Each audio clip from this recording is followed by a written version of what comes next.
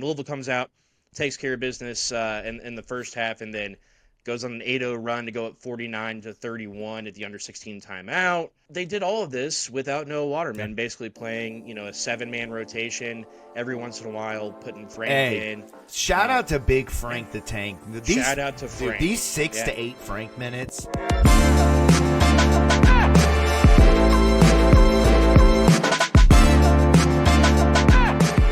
What I'm so impressed about this run, specifically because there's not been any super close calls.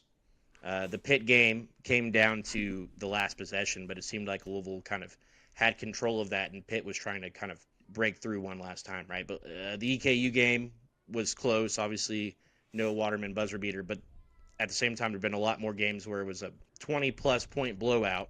Louisville is won is plus 12.5 in ACC games. But again, another 14-point victory over Virginia. Could have been 30 if they wanted it to be. Kind of took 10 minutes off in the second half, which we could get to that maybe. But I mean, initial thoughts. Another blowout win in ACC play. Well, first of all, I love a Virginia sweep. Again, you can kind of go back and replay the track from the previous episode where we talked about the first Virginia win. But again, to get a sweep against Virginia, no matter what the circumstances are, that's a big deal.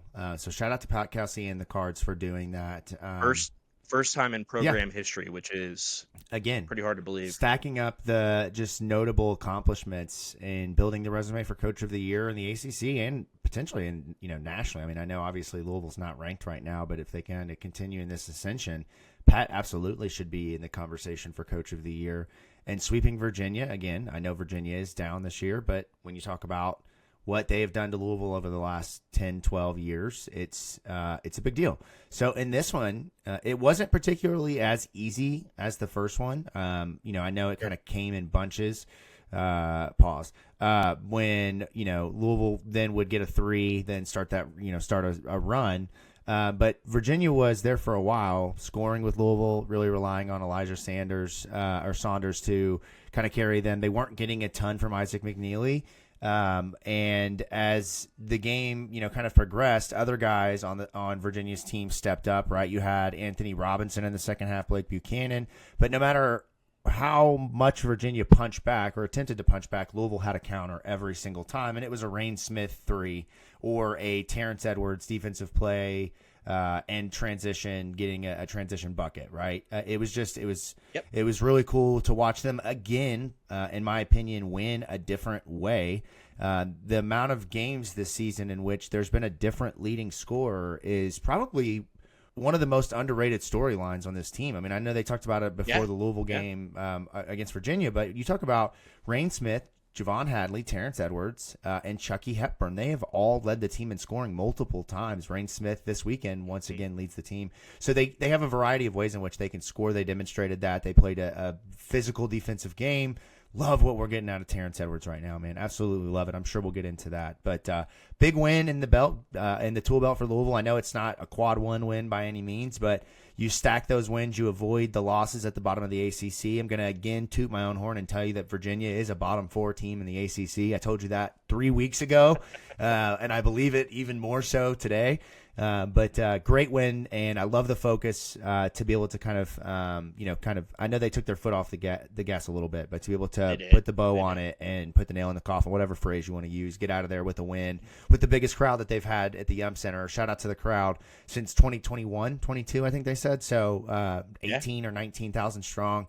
Need to get that number up, man. We're so close. They're so close to getting that to a sellout. I don't know if it'll happen this year, but I love to see it, man.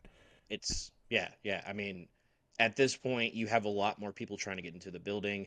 And ultimately, even though Virginia kind of stuck around a little bit longer than you'd like, Virginia still got the Cole Sherman treatment, which is essentially where Louisville brings in all the walk-ons, and we all celebrate, and Cole Sherman shoots a 30-foot.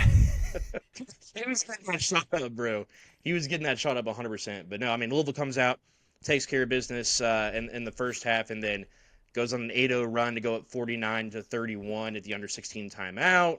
They did all of this without Noah Waterman, basically playing, a 7-man rotation every once in a while, putting Frank in. Shout out to Big Frank the Tank. Shout out to Frank. Dude, these 6 to 8 Frank minutes. despite the fact that he cannot score a bucket to save his life. He is entertaining. He blocked the hell out of somebody. I don't know who it was on Virginia's side, and then grabbed 3 rebounds in those 6 minutes. So I'm here for the energy that he brings as a vet. I love Frank Minutes. Frank is incredibly entertaining, and it makes me wonder every single time why he doesn't get more minutes. But I think it's because on offense, he's literally just like all-time screamer. Yeah, right. And I mean, dude, he's so close to getting one of those dunks or alley-oops to go, but you're like, yeah.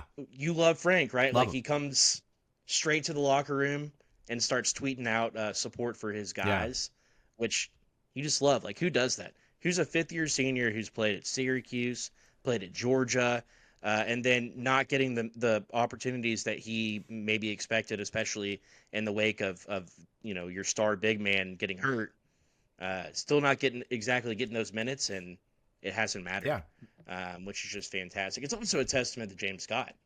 Preach. I mean, you could get into another double-double against Virginia, and he's really turning into the player that we expected him to be. I think there was maybe a bit of a sophomore slump or like a more difficult transition for James Scott coming into this level of play. But once he's started playing ACC caliber, SEC caliber opponents night in and night out, all of a sudden he's taken a huge step up.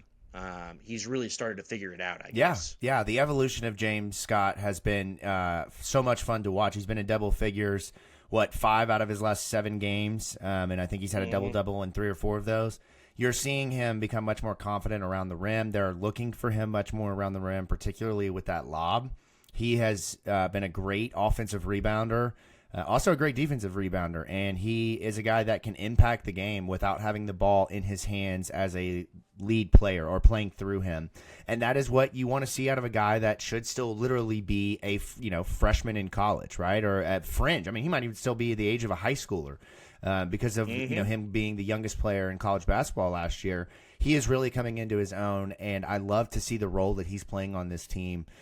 He is the energy defensively and down low that they need, and offensively as well. And I think that his improvement is a huge reason why Louisville has won as many games in a row as they have. Yeah. I mean, I couldn't agree more. James is.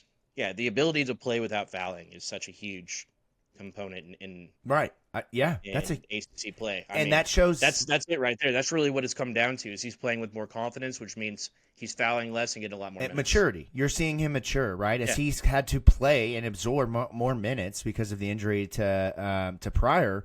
You're seeing him learn in real time and get better game to game, and he's starting to get more recognition at the ACC and really at the national level from basketball pundits because of his impact on the game. And as you turn on the Louisville tape, it's hard to not notice his play because he's a classic rim runner who sets really good screens and then just says, throw that shit up there and I'll put it in. Like that's what his game is all about.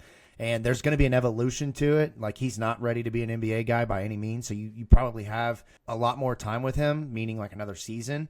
So throughout the rest of this year, you get to see them hopefully in postseason play. And then into next year, you could see this guy become one of the best big men in the ACC. Yeah, yep, absolutely. And I mean, what a foundational piece too. If he's here all 4 years, imagine James Scott on senior night. Right, he's gonna like, and he's gonna compete for that Montrezl Harrell all-time dunk record. I mean, if he were to stay, he's pushing for it. Right. Yeah, I mean, he leads the country in dunks. I mean, or it was up there the last time I checked. I don't know if that's still the case, but I need to double. I think it was the that, ACC is what they said over the weekend. But I mean, he's the most. He's one of the most effective players in the conference because of the fact that he doesn't shoot from anywhere else except for inside the circle. And you're also seeing him become a better free throw shooter. And that's also another point to maturity of a big man because you see so many big men who cannot shoot free throws. Like, it's just like a mental block. But with him, he's becoming more comfortable. He's going to the line more. So you love to see that. He is a big reason they are winning basketball games. And he is built in the Pat Kelsey mold, right? Having that 1 year at Charleston, like the transition to Louisville was really more about the getting your body right, getting the physicality. The rest of it, man, is just going to be him, continuing to do what he's supposed to do in terms of development, and he's there. Yeah. And shout out, speaking of the free throws, I believe 38 out of the last 42 free throws for Louisville. That's really good. Big improvement from where That's they were middle of the season. I mean, that'll win you ball yeah, games. 85% from the They line had on one. Saturday. They had one outlier game. I think it was that game against Pitt that they missed a shit ton of free throws. I can't remember what game it was where they pulled out the win. I don't think it was against Pitt. It was a home game. Regardless, maybe Clemson. I don't know. They pulled out a big win, shooting like 60% from the line. Yeah. So it's not the free throw line that is necessarily winning them games, but it's the quantity. It's not losing them games. At times that they get them there. Yeah, that's for sure. And I mean they've still made more free throws than their opponents have attempted. Yeah. A crazy stat to throw out there, and one that will get thrown around if it keeps up around March, where you're gonna click on that Louisville 5 versus 12 matchup, and check out the statistics, and it'll be thrown in there. Guarantee you. Louisville's made more free throws than its opponents attempted, and that's why 83% of the country is picking him to beat St. Bonaventure. Like, that's gonna be one of you're like Presley Lenardi over here with the takes, man. You got bracketology in the bunker. You move into a different room, and all of a sudden you got takes for the brackets. That's right. Oh, we're dropping stats now that I don't have to worry about my Wi-Fi. Yeah. So. 12 and 10 for James Scott, but how about Terrence Edwards?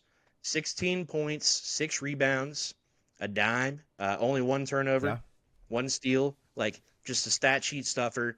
And on an off night for Chucky Hepburn, it literally did not matter. Chucky went 2 for 13 from the field, 0 for 4 from 3 rebounds, but he had 8 assists, which, shout out to Chuck for helping us cash a couple parlays yesterday. Yeah, man. If you're not on the Chuck Hepburn 7+ assist train, hop on now, because we're at. I threw down a 6+. Yeah, 8. I did too. Javon Henley rebounds got me this weekend, but. If you look at him over the last 8 games, he's had 7+ assists, and over the last 9 games, he's had 7 or more. But I just completely botched that stat. But he's had 7+ assists for 9 straight games, and he's had a couple of 8+ assist games in there as well. So he is. It's hard to say. They have to say 7 so many Yes, times. exactly right. But he is, in my opinion, just everything that you could be. That you were looking for him to be when you got him in the portal. He is the senior guard, the veteran guy that really understands when to push it, when to kind of slow back, and when he doesn't have his offense going in this one. I mean, he started out 0 for 8 and finished 2 for 13, as you mentioned. He still found other ways to impact winning, and that is the difference with him, with the rest of this team, than what we've seen over the last 5 years.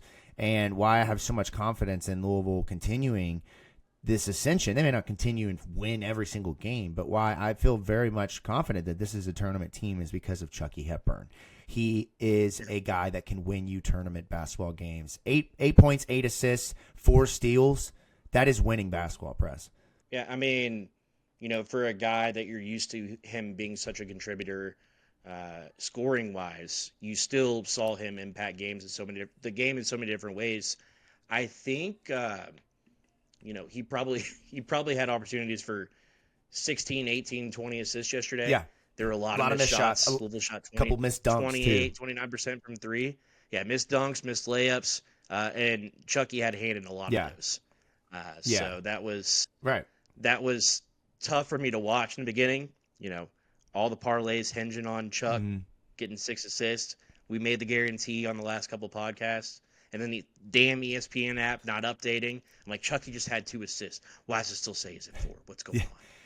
So freaking out about that, and then you got to get on the stat broadcast, man. Kings. Yeah, that'll help you with tracking those stats. You know what? I need to give you access into my nerdy brain and the live tracking stats that I do, so that you can see it in real time. Do you use the stat broadcast mobile app, or do you use do you go dinosaur man? When they ask, do you want to remain on desktop mode? Do you go mobile? No, I'm on desktop mode on my laptop, like a dinosaur. You're on your laptop. Oh yeah, man, that's the way to you get to flip back and forth. So serious. I know, I am, man. I'm the guy that shows up to a basketball game with a stat pad like that, digitally though. But just to kind of you hinted at this with Chucky Hepburn and his scoring. I want to give you over the course of Louisville's ACC winning streak. I want to just give you a game by game of the leading scorer and show you exactly what I was just talking about. Right. So North Carolina, Chucky Hepburn. At Virginia, Abubakar Traore and Rain Smith. They share that, right? Javon Hadley against Clemson, obviously, his 30-point explosion. You have Rain Smith, who goes bonkers from 3, leads the Pittsburgh game in scoring with 27 points. Come back against Syracuse, Chucky Hepburn, 24, and then Rain Smith against Virginia with 19, right? I mean, that is so impressive. And if you go further up, you have Terrence Edwards as the leading scorer against Eastern Kentucky, Rain Smith against Florida State. And then, back up to UTEP, Terrence Edwards had 22, and that was when he was on his streak of 3 or 4 20-plus point games. This team's ability to score, especially when they're not hitting from downtown, right? You mentioned this game, they didn't shoot well again. Didn't matter. They're getting inside. Yeah. They're getting lobs. They're getting to the free throw line. They don't have to rely on that. And if you're looking for the evolution of this team, that's it. Because if you remember back to early in the year when they lost to Tennessee or when they lost to Ole Miss, what was the narrative? What was the story, right? What did everybody say about Louisville? Yeah. If Louisville rebounding, right, and if defense, and if they're not hitting their threes, not shooting, they're not going to win games. And here it is against again a team that's not great, but you're not shooting the ball particularly well, and you still win by a lot of points. So this team is continuing to show you that there's an even higher ceiling for them because of how many how the sheer number of guys who can lead the team in scoring, rebounding, assists. Who's leading the team? Right. Assists just about every single game. But yes, it's really cool to see. Everybody does everything. Yeah, right. Everybody does everything. That's a great way to put it for this team. Everybody does everything to the fact that at times they do what's needed. Right. You're playing Javon Hadley at your 5, and you're like, okay, I can live with this, right? Or you have Noah Waterman out there. Traore at the 5. Right. Yeah. You might have Noah Waterman out there, but your de facto 5 is Javon Hadley, right? And I think that's what is just so much fun about this team, man. Everybody can do everything. That is a great way of putting it. Yeah, it's when we were looking at this team statistically coming into the season, you could see where Pat Kelsey's head was because he didn't bring in anybody that didn't shoot the 3 well outside of Traore. He didn't bring anybody in that was not a solid rebounder. He didn't bring in any bad defenders. There was, outside of Noah Waterman, every person stood out statistically in some way, right? And then Noah Waterman, you could look back and say, okay, well, this guy's over 7 feet tall, and he's hit, he hit 50% of his threes 2 years ago, right? Like, but everybody you could look at and say, I see what he sees here. Like, there's no development needed. There's no like, oh, well, if this guy steps up. It's just how do you make this team gel? Mm-hmm. I mean, this team averaged, if you had everybody's scoring up, they averaged like 120 points a game last season. So how do you distribute that, and how do you get people to take a step back and say, okay, well, if you score 12 a game instead of 18 a game, but you win a lot more games, that's pretty attractive, right? The way this roster was constructed, you're seeing that come to fruition. And when in the beginning of the season it was like, okay, assists are high but rebounds are low. We need to rebound more to win more games. Now, all of a sudden, you're seeing there's a concerted effort to rebound. There's a concerted effort to get second chance points in different ways, right? Like early in the season, it's case in prior jumping passing lanes. It's Chucky Hepburn picking your pockets. But now it's more James Scott tip outs and, range ready. Right. Or it's, everybody crashing the glass, everybody trying to create more possessions in different ways. Right. And in this game, Louisville, I mean, they just slightly out-rebounded Virginia. I think it was just a couple, 5-6 rebound difference. But if you look at Louisville's rebounding numbers. 36-30. Yeah, you have James Scott with double digits, and then it's Terrence Edwards with 6. If I asked you who the third leading rebounder in the game was without looking, who would you guess? I bet you wouldn't guess who it is. Oh, who was for 1 and 2? James Scott and Terrence Edwards. Well, you would think if you didn't watch the game, it was Javon Hadley. I think it was probably it had to be Rain. Yeah, so that's a great guess. Yeah, it's way to kind of back into that. It was Rain Smith. Sorry. And then Frank Anselm, eBay, and then Chucky Hepburn, Traore, and then you have Hadley. They're all tied with 3 rebounds, but Hadley, he's had 7+ rebounds, I think, in the last 7-8 games as well, right? And he's a guy that you can bank on your player props hitting every week. But that shows you that guys find a way when others, when a Javon Hadley is, kind of struggling with the matchup or, kind of being met with a very Spider-Man-like meme and Elijah Saunders, and like these guys are the exact same. Like they literally play the exact same style of basketball. Yeah, they do. Right? It was not a good matchup for him, and you saw that bear it out in the scoring in this one. He didn't shoot well. When he got inside, it was great. Like in the second half, I think he was much better. But, he didn't rebound the ball very well in this one. But it didn't matter because James Scott had 10, and Frank had 3 rebounds in the 6 minutes that he played. And, they made up for the guys that they've not had playing, and even plus that. And, again, Virginia, not a great opponent press, but it's the story that speaks to Louisville's ability to make up for all of these deficiencies, or not deficiencies, but lack of depth or lack of whatever, by just being able to be a real chameleon game to game and play different styles and win different ways. I love it. Yeah. I mean, it feels like there's just such an identity to this team now, and they can be trusted.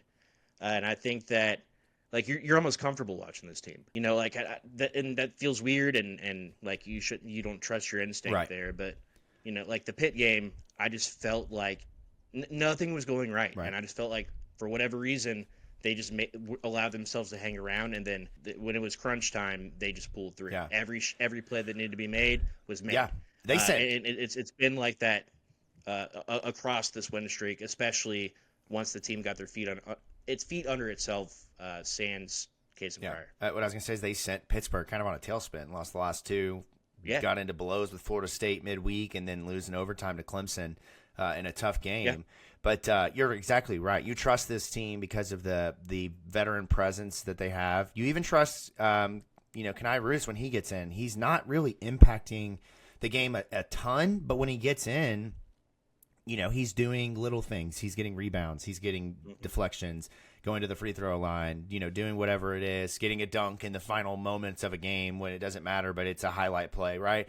Like he's been a guy that you can even trust late when he gets in. And same with Frank. Frank is developing into those minutes. But that'll kind of, here in a second, we'll transition to this, I imagine. But this week, of basketball, the next 2 games for Louisville, really, it's more than a week. It's 10, the next 10 days, essentially. Louisville has 2 games back to back that are going to be very telling of kind of how real has this run been. And when I say real, don't take that the wrong way, right? But if you go back and you look at it, one could make the argument that maybe, in a lot of ways, some of these teams have not been as great as they were, or maybe we thought they were, right? Starting with North Carolina. Great example. They just lost to Stanford yesterday. Yeah. Virginia. Yeah. Louisville's played them twice. Don't need to tell you, they're not a great team. We obviously saw Syracuse. Looks like they've become last year's version of Louisville this year. And then Clemson and Pittsburgh, 2 of the top teams. But again, Pittsburgh's lost 2 in a row. Clemson has been up and down. So against SMU and Wake Forest, 2 teams that are right there at the thick of things with Louisville and Clemson and Pittsburgh and all chasing Duke, you're going to get a much better idea, or you're going to get a legitimate understanding of how good or great are you. And going on the road to SMU, they're a very, very good team, in my opinion, that has had some tough losses. But they're a challenge, a real challenge, a dynamic set of guards and some really versatile big men. And then Wake Forest is probably the best scoring backcourt in the ACC, or one of the top 3. And 2 big men that can really dominate a game with their ability to rebound, score, and block shots. So it's going to be a real test of those 2 games, and then a real lull for Louisville of games that are very winnable, and the battle will be, can you stay awake? Can you win sleepy nights in Chestnut Hill, or avoid a upset from a Miami? But these 2 games, Press, are going to be very telling for Louisville of really how good are you? Yeah, absolutely. I think that's a great point, and you're going to go into some environments where your opponents desperately need to win, right? Like Wake Forest and SMU are 2 teams where they're battling bubble talk right now. I think that this is going to be SMU's last chance at getting a quad 1 win. They are currently 0-3 in quad 1 games. So this is going to be one where you're going to come into a tough atmosphere late, 8 o'clock Central Time, 9 o'clock Eastern Time, and as we know, it's not going to tip at 9. It'll tip at like 9:10 or something. So, like, you got to get through this entire day. You have to go through going on a road trip into a tough environment while also, kind of sitting all day in a hotel ballroom, right? Yeah. Like, that's the kind of situation that Louisville's looking at. And really, this is the last game that Ken Palm projects Louisville to be an underdog in for the rest of the season. That's really interesting. Yeah. Yeah, and we'll get into this just real quick because I do have something I want to throw your way. But I think that SMU has got a lot of confidence. They got blown out by Duke a couple weeks ago, but they've bounced back and they've been winning games for the most part. And they blew Miami out over the weekend really badly, like just absolutely mopped the floor with them. So they're going to have confidence coming into this game, and they're going to feel like they can win.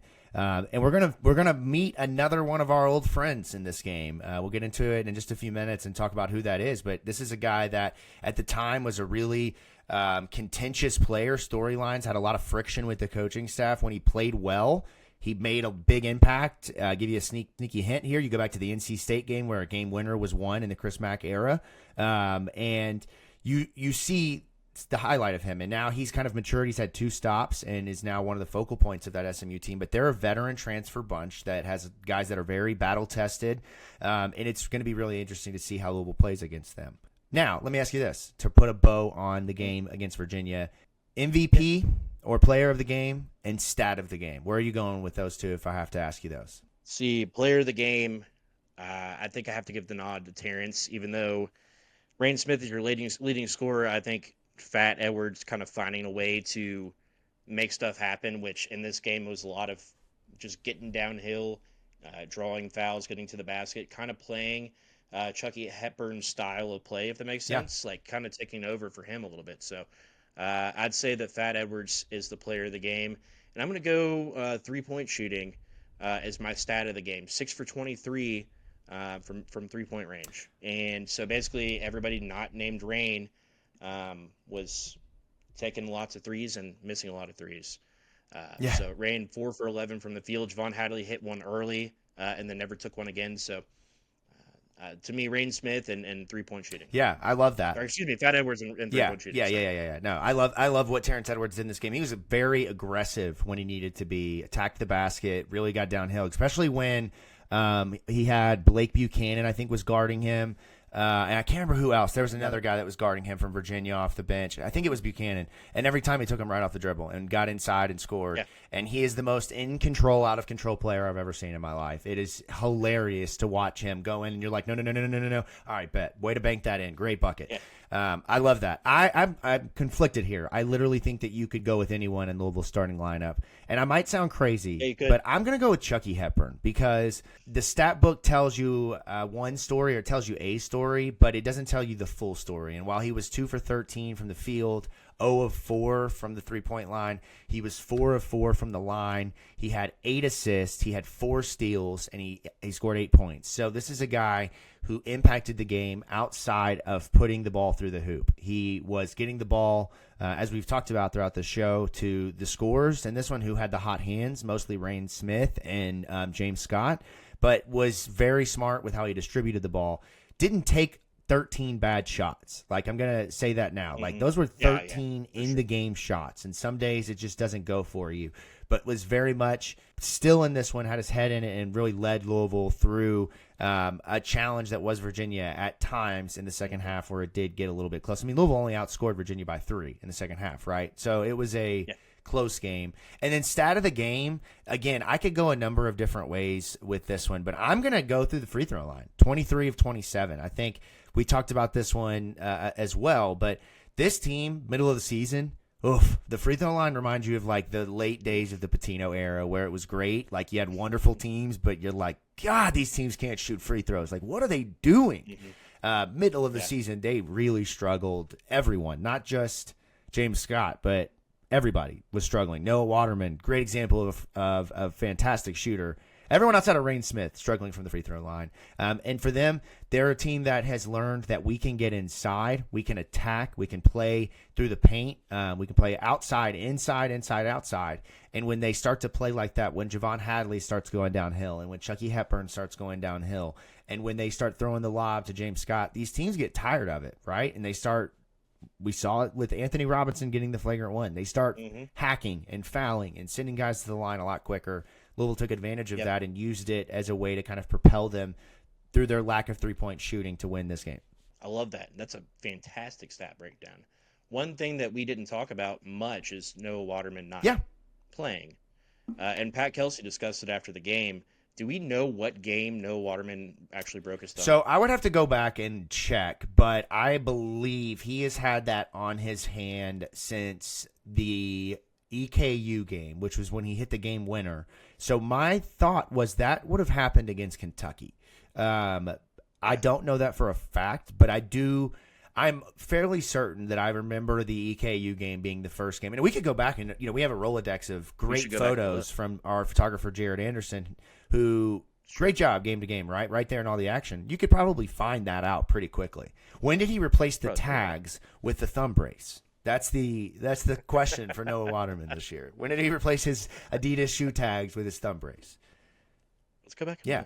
But he had just a splint on his thumb, which I thought was really interesting for having surgery and having 6 pins or 4 pins or whatever it was inserted into that thumb. Man, shout out to Noah, because that has got to hurt like really bad. I have broken playing basketball mostly. Some of them were just like, doing stupid kid things, but I've broken just about every single one of my fingers, and they're the most annoying injuries because you really have to, like, when you're talking about a thumb or when you're talking about a couple of fingers or like a middle, you have to like wrap fingers together. Then your hand becomes a lot more difficult to use. Dribbling a basketball, I can't imagine the pain that he feels every time that ball bounces back up and hits his hand. So for him to be able to play through all of that is incredible.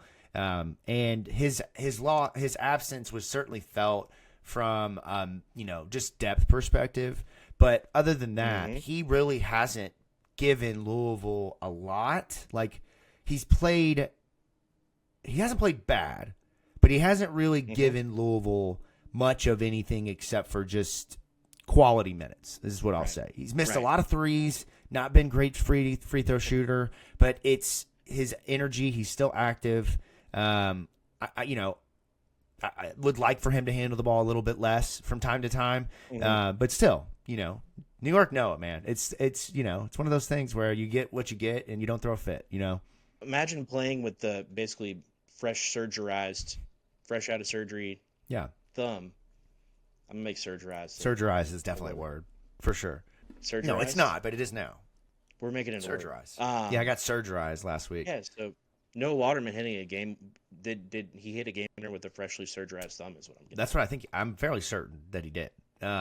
We could be total dumbasses. We could, but it was like 2 weeks ago I don't know. I would love to be fact checked here. So I know our YouTube audience definitely will fact check us, and so I'm interested to see what that bears out. But I think that's. I want stats that back up. Okay, well, New York Noah hurt his thumb. Sounds like a kid's book, and he's just like he's playing through it. Noah hurt his thumb. New York Noah hurts his thumb. Yeah. Hey, but I haven't seen you since the introduction of the Waterman family, all 95 of them, based off of that picture that I shared in the game. So funny, including Brady Braum Waterman. He's now hyphenated, Braum Waterman. I don't know if you knew that, but I think Michael Dudas Waterman was he was in there. It's / Jeff Braum Waterman. It's they're all Waterman adopted family members. But shout out to Seth Waterman, who's I've learned is an influencer in the Magic Podcaster. space, not Magic. No, not Magic. What is he? I'm sorry. It's Magic the Gathering. Okay, so not just Magic, as in like doing Magic he doesn't tricks. Wear a cape and a top hat. Yeah, okay. It's a little bit different Magic. A mega fan. Okay. He's a mega fan of a board game that was invented in the 90s or early 2000s, and it is considered the most complicated board game to play.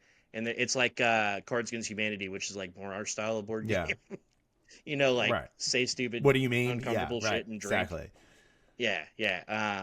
No, but he apparently is like a major influencer for Magic the Gathering, a podcast that does far better than our podcast. Right. Shout out to Seth Waterman. I think he's Magic the Gathering for a living. But my favorite part is that Seth totally leans into the TikTok.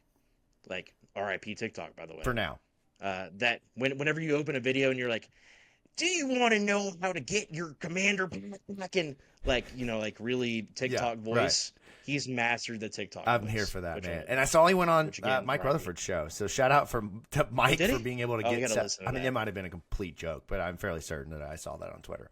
Shout out to the Waterman family better and than- extended family. That's awesome that they got to see We him need to play get there. them to Louisville. Yeah, right. We definitely do, man. We need to, yeah, Waterman family, if you're listening, we'd love to bring Seth and Mom, try to get him here somehow, get him courtside seats. Yeah. Like, let's make it Yeah, happen. we need They'll be here for senior day. They got to be for here sure, for senior day. for right? sure. Yeah, we'll see the Waterman family then. Is this, But for now, they by have the the way, Waterman will Brom, Noah's- the Brom Watermans, so they're fine. They got that covered. They got some coverage they're at home fine. games. They got the Browns. Yeah. They're All good. right, They're good.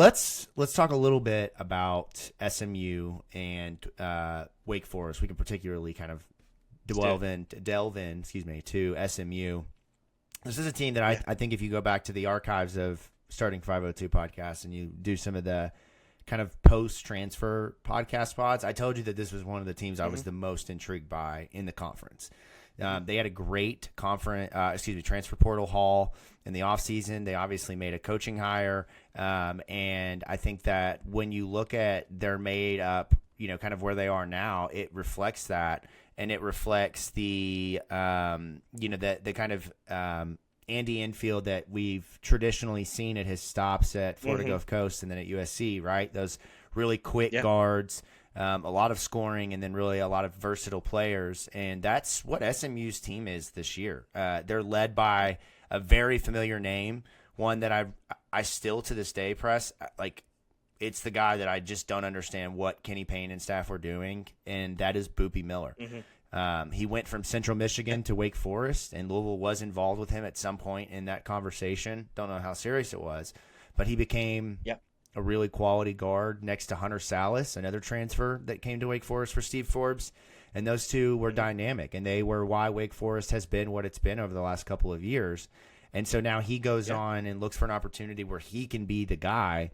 And that's exactly what he is on this team. I mean, he is the guy who's got the ball in his hands, also playing off the ball a lot more now with Chuck Harris, another transfer from Butler, playing for SMU. And those two guys, they are fantastic. Over the last couple of games, it's been 20-plus for one of them, 15-plus for the other. It's their ability to score and their ability to impact the game and also kind of get up in you defensively is really impressive. And then what makes this team even more intriguing is just the number of pieces that they have across the rest of their roster. B.J. Edwards, another guy that's been impactful this year. Cario Aquindo, I think is how you pronounce his name, was, I think, a very highly rated 4- or 5-star guard who's been at Oregon the last couple of years, started most of the season, and now is coming off the bench for them. They've got Johan Traore, who was a guy that I was really high on in the portal from Santa Barbara, was a former 5-star recruit that went to Auburn, and it just didn't work out. He has been kind of up and down, but his presence is really felt on this team with having another guy who can get up and down the floor. And then their big men, I'm going to completely botch this name, okay? Like, this is going to be bad. Samet Yigoglu. I don't think that's right. Yigoglu is his last name, is how it's phonetically spelled. I don't think that's right, though. But no, I don't think that's I don't right. think so either. It's Yagitaglu. Yeah, somebody will get it right. He is the center for this team and has kind of stepped into that starting role alongside of the name I mentioned earlier, Matt Cross. So shout out to Matt Cross now playing at SMU. We miss Matt. Yeah, I really enjoyed 100%. his energy. I know he was kind of a dickhead when he was here, and did not get along with the coaching staff. Was it I think it started with Chris Mack, and then it really kind of got worse with Mike Pegues in that final year, if I'm not mistaken. Yeah. But he went on to play for Frank Martin, of all coaches, at UMass, and kind of got the most out of Matt Cross and became one of their best players over the course of the first couple of years that he was there. And now in his final season is at SMU. He's that same guy, versatile 3-4. He is a dickhead on the court, like probably going to cause a scuffle in this one. For sure going to cause a scuffle because I would imagine he's not a big fan of Louisville. He's a physical presence. He can stretch the floor. He can play inside. He rebounds well. Good shooter. So this is a really intriguing team that's going to present a lot of matchup problems for Louisville. Or maybe not matchup problems, but just unique matchups between the two teams. Yeah, this game and this team in general just have Louisville loss written all over it. And I know that sounds super negative, but I think that it's important to understand what Louisville's going into. Like I said, a late night game against an intense crowd with players that really want to beat your team. Like It's I going said, to be this a is rocking really the environment last there, chance. for sure. It's going to be fantastic. I mean, if you remember the one year that Louisville was conference mates with SMU in the AAC, that's been 11 years ago now. They had George W. Bush was there, right? Was it W or was it just Bush? I think it was W. Was that the game? Yes, I think so. Yes, when Louisville Whole, played them, the yeah. whole team that season. Well, it was a big thing. Like that team met Obama, Clinton, and George W. Bush. That's why. Yeah, they have that And picture with Bill Clinton in the the locker first room. That's just like one of the yeah, like hanging in smoking the the. stogies. Yeah, yeah. But well, at least members of that team, right? But that was the 1 year holdover in the AAC where you had Montrezl Harrell, Chris Jones, Russ Smith, Luke Hancock, fantastic team. Either way, Louisville went in, and that was like a ridiculous environment. $500,000 a ticket type of game. It was like the event in town, and they basically just kind of shut it down really quickly. That was the Russ Smith flu game, wasn't it? Yeah, I believe so. Where Russ had the flu and put up like 35 or something crazy. Luke Hancock was balling. Yeah, and then I think when they played them again in the conference tournament, I could be so off on this, but I'm fairly certain they absolutely like just mollywopped SMU, like won by like 40. Maybe that was Rutgers. Well, that I was can't the year remember. that it was Rutgers, and then they also smoked Houston. They destroyed the teams that they played on that run that year in the conference tournament. Yes, yeah. I mean, there was that I think it was the Houston game or Houston or Rutgers where they won like 90-37 or something stupid. Right. We'd have to look that up. We'd have to look it up. But regardless, though, this is another team that's really talented. You're going to be going into a very hostile environment, and it's a bunch of dudes that really want to beat you. Like I said, Boopy Miller, one of the better, lesser-known players in the country. I mean, I love Matt Cross, and I like Akiendo. Aquindo, I'm pretty sure is how you say it. Aquindo? Yeah. Is it Akiendo or Aquindo? I'm sorry. Cario Aquindo, so I'm pretty sure how you pronounce that. But this is a team that they're really going to put Louisville's defense to the test, and it's going to come down to we could say this every game, obviously, but it's going to come down to shooting and whether or not Louisville's making their shots, because I think SMU is going to get theirs. So this is a team where they have 7, I believe, players in the top 400 or top 500 in offensive rating. And KenPom, they have 5 guys in the top 390 in the country in three-point percentage. Chuck Harris shoots 44% from beyond the arc. Yeah, their top 4 three-point shooters are money for the most part. I mean, BJ Edwards, Matt Cross is obviously a very good streaky shooter. And then Cario shoots 43%. Right. So essentially you're talking about of their 4 guard rotation, 3 of them are dead-eye shooters. Yeah, and Chuck Harris puts them up a lot. Right. 86 attempts on the season. You know, they have the green light similar to how Pat Kelsey's teams are as well. So that's something to watch. They're going to put a lot of pressure on you offensively. They also love to push the pace. So this could be a game. I mean, you saw they scored 117 on Saturday against and Miami. it's not just that game either. I just had it pulled up here and now I've navigated away. But 103 against Boston College, 101 against Alabama State, 93, 110 against Prairie View, 102 against Florida A&M. But they're putting up high scores against conference opponents. They scored. Their 3 outliers. Sorry to cut you off. Their 3 outliers are the games that I would kind of like to go back and like understand what went wrong for them and where can Louisville kind of take advantage of that. And that is obviously the back-to-back games against Duke and North Carolina. They got dusted by both of them. Like just in their first matchup, it was like, all right, good night. It's over. You're not even competing on the floor here. And then with more recently the Virginia game, they won by 2 points just in the middle of the week, but only scored 54 points. I mean, that's half of the points they scored the next game. Like it's just insane of like the outliers there where they scored 62, 67 and then 54 and 2 losses and a win. What went wrong in those games for them and what can Louisville do to take advantage? I think a lot of it, I think it's the opponent's ability to dictate the pace. They are clearly not a very good team if you can slow it down and make it a half-court type of game. And Louisville's, kind of adjusted to injury attrition and has kind of played that way. That'll be maybe the story of the game, right? Is what style of play does Louisville choose to play? And if they allow the game to be sped up, will they be successful? Right. And in a game like this where you're going to score a lot of points, that means you're going to shoot a lot of shots, right? And there's going to be also in that a lot of misses. And I don't know where they stack up on paper or, statistically in ranking in the ACC, but just by looking at kind of that same game-to-game leading rebounder, the story that it tells is that SMU rebounds collectively. And in any given game, they could have the big man Yidaglu. What do we decide on Yigaglu? How do we pronounce that again? Yeah, let's just call him Big Yig. Yeah. So Big Yig. yeah. So you have him in double digits several games. You have Traore in several games with double digits. Then you have Matt Cross, and then you have Boopy Miller is even rebounding at a high level for a smaller guard. So this is a team that collectively crashes the glass, and they're going to really push Louisville from a rebounding standpoint. And I think that for me, this game is going to come down to, can Louisville, one, attack their misses on the offensive side? We've seen them be really good offensively, attacking the glass and getting second chance points, either via putbacks or more recently going to the free throw line and getting 2 free ones there. Can Louisville continue to rebound, find guys to box out with this group that essentially crashes the boards with 4, sometimes 5, and then has the ability to really get those second possessions and put up more points, right? So that's where it's going to really test your defense. Is if you don't get that rebound, then you have to lock back in for another 15 seconds defensively, and when your depth is already a challenge, that becomes even more of an issue for your team.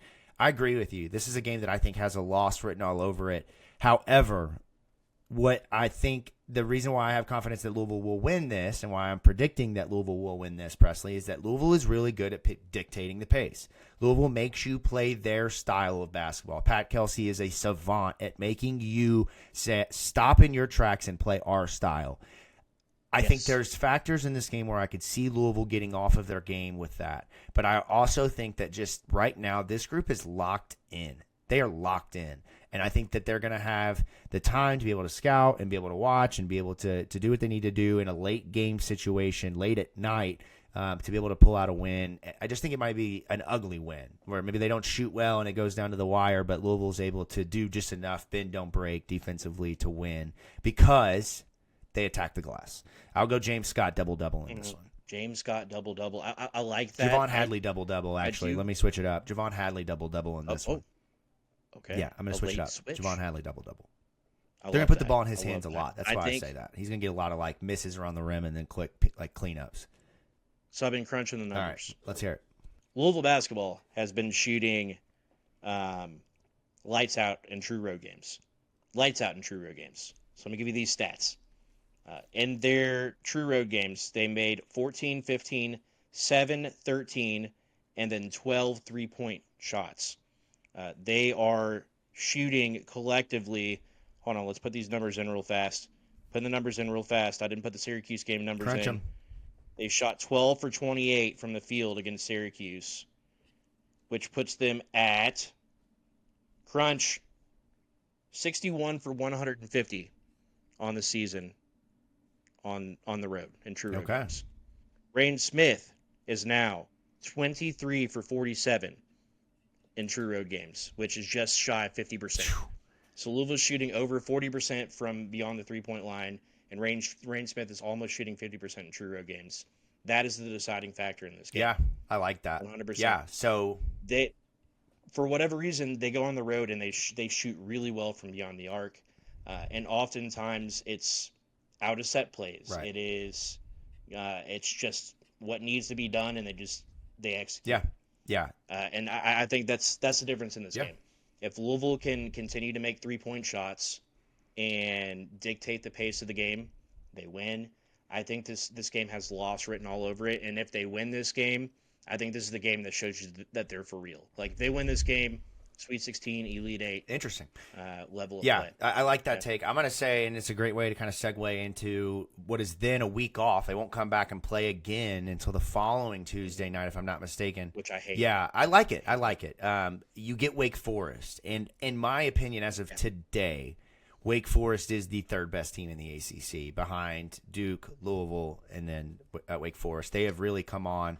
Again, the question is the league, man, it's really down. So it's really hard to understand how inflated some of these wins are. But the play of Hunter Salas and Cameron Hildreth, and since they have been playing, are you ready for this, man?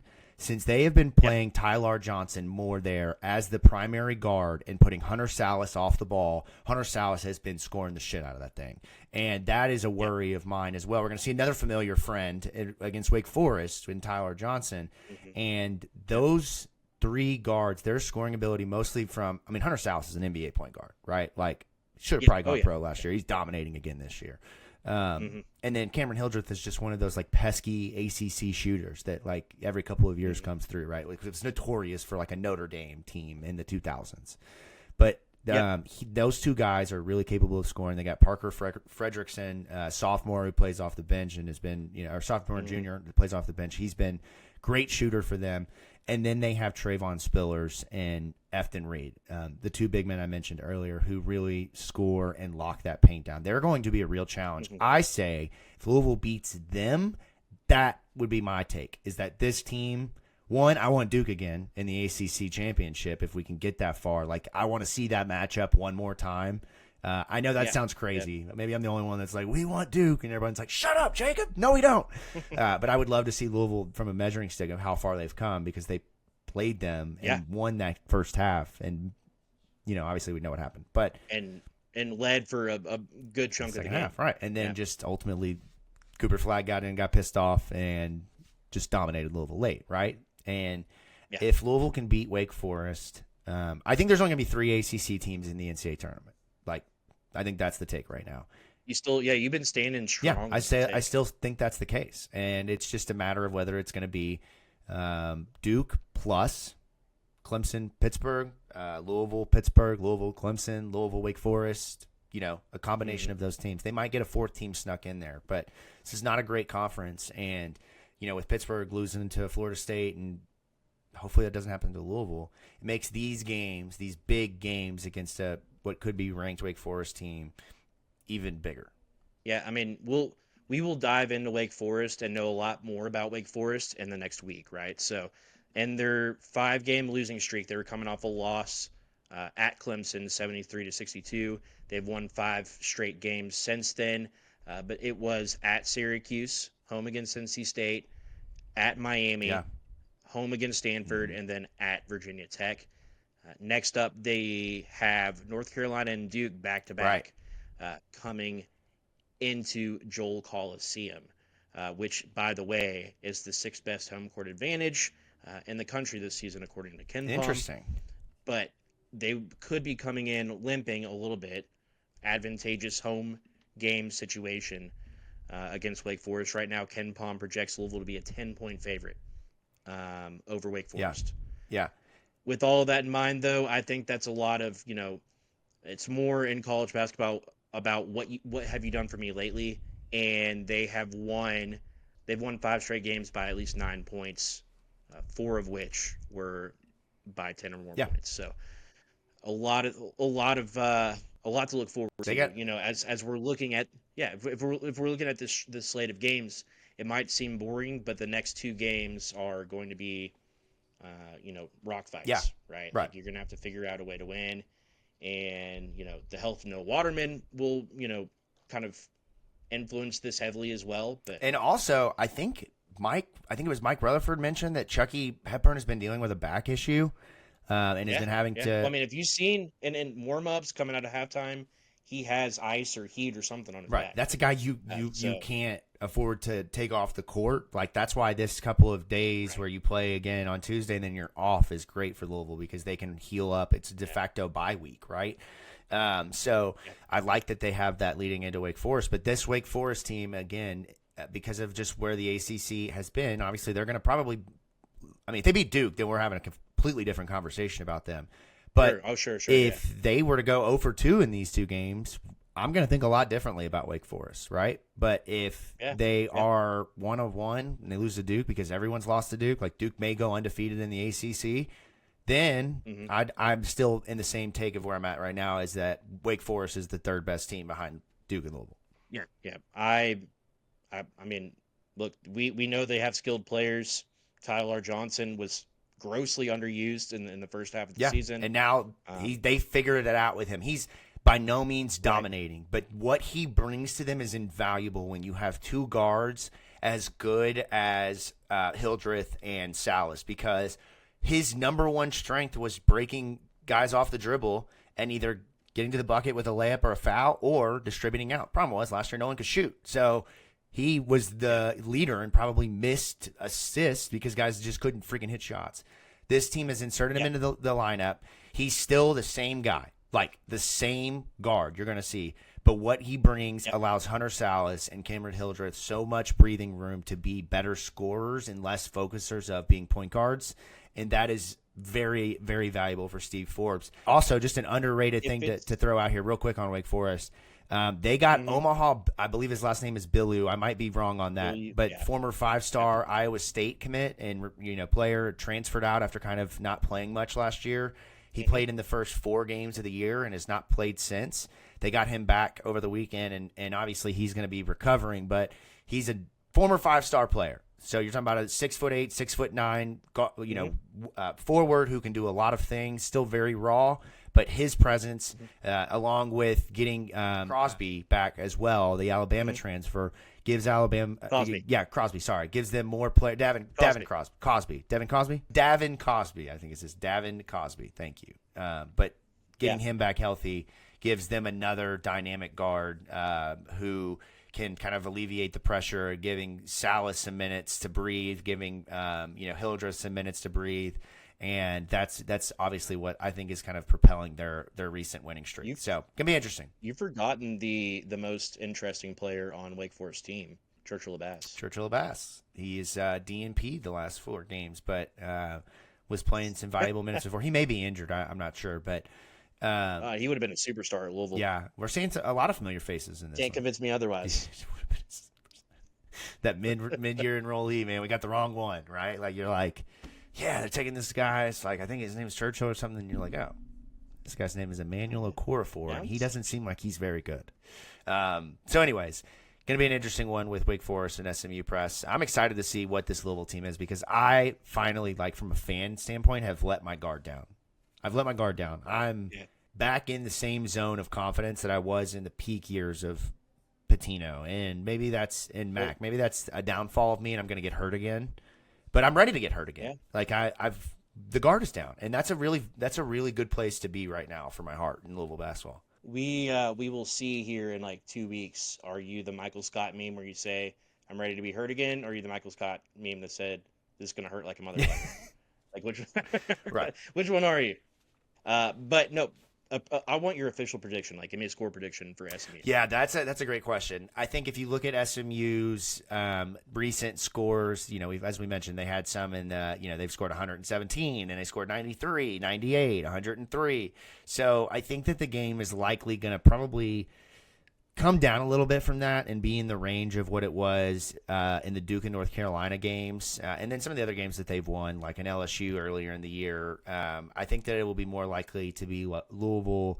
I'm going to say Louisville 81, SMU 76. 81-76. I like that. I'm gonna assume that Noah Waterman plays, and maybe we'll get off here and find out that he's out for 2 weeks. We have no idea, right? That's how it always goes, though. Yeah, right? but Noah Waterman, Matt Cross, Scuffle plus, like that's minus 110 right now. Like, yeah, you totally stole my thunder because that was going to be my prediction. If Noah plays, we need somebody to fight Matt Cross. Yeah. Like, obviously, Noah Waterman is like. I'm totally joking.